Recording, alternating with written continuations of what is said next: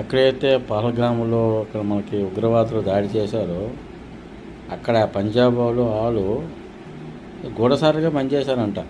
YouTubers కొంతమంది వాళ్ళందరూ హిందువులే. అంటే అర్థం చేసుకోండి. అంటే మనం ఓన్లీ మన ముస్లిమ్స్కి అన్నాం కానీ అవి అక్కడ కాశ్మీరియన్స్ అండి.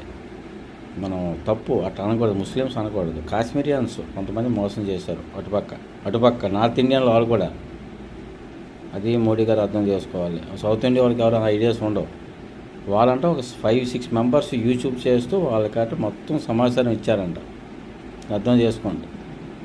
అల్టిమేట్గా ఉగ్రవాదులు పాకిస్తాన్ ఉగ్రవాదులు తప్పు, కానీ ఇండియన్ ముస్లిమ్స్ కొంతమంది ఉండొచ్చు. కానీ మ్యాక్సిమం ఇప్పుడు ఏదో న్యూస్లో వస్తుందో భయంకర నిజాలు బయటకు వస్తున్నాయి. వాళ్ళందరూ హిందూసే. మరి సిక్కుస్ సంథింగ్ అంటే